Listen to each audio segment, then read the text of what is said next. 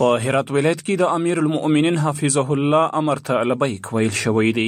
د هرات ولایت د امنیه قومندانۍ مسؤلین وایي چې دوی د امیر المؤمنین حفظه الله تعالی ورا د امر سره سم په خپل ټولو قطاعاتو او جستامونو کې د امنیت د شوالي او امنیتي مسؤلینو د لا ښه تنظیم په موخه رسمي یونیفورمونه ویشلي دي.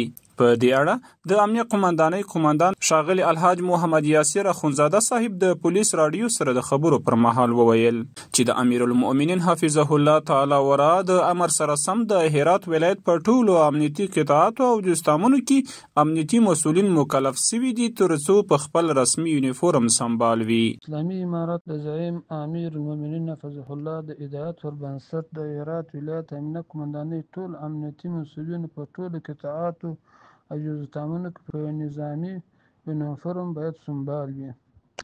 د هرات د شریفو خلکو د خدمت لپاره د دندو په اجرا او بوخت وي او دغه امر د وظیفوي اصولو رعایت او امنیتي ارزښتونو یوه برخه او په اسلام ټولنه کې د ټولنیز نظم او د پیاوړتیا لامل ګرځي. ورته مهال کې د هرات ښار د لومړی امنیتي حوزې امیر سمونیار حاجي حفیظ صاحب ډاډ ورکوي چې دوی د امیر المؤمنین حفظه الله امر ته هر وخت او هر ځای لبیک وایي.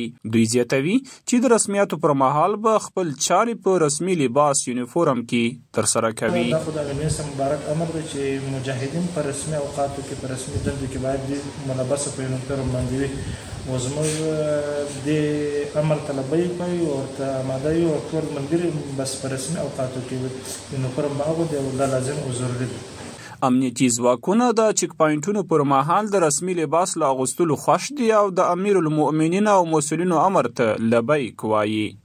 موږ ډېر خوشحاله الحمدلله موږ د امیرانو امر ته همیشه لبیک وایو. هر وخت امیر امر وکړي موږ به خپل نظامي یونیفورم کې خامخا راوړو. زیات خوشحاله یو. موږ هر وخت د مسؤلینو امر ته ډېر متوجه یو چې موږ په چک پاینټ ډېر منظم ودرېږو. بلخوا د ښار اوسیدونکي د امیر المؤمنین حفظه الله د دې امر خوش او ستاینه کوي چې داسې امر یې وکړ. از بابت گرفتار نیروهای امنیتی با مردم خیلی عالیه. برخورد مهربانانه دارن و با احترام مردم توقف میدن و اونا با رفتار میکنه و یونیفرم بیا ضروره برای تمام نیروهای امنیتی و نشانه یک اردو و دولت که نظام لباس داشته باشه و لباس به مردم نشان بده و مردم میشناسن ببین نیروهای امنیتی هم چگونه بونن. د یادونې وړ ده چې دا رسمي یونیفورم به له دې وروسته د مرکز په ګډون ټولو ولسوالیو کې هم د دندو اجرا پر مهال استفاده کیږي. پولیس د ټولنې خدمتګار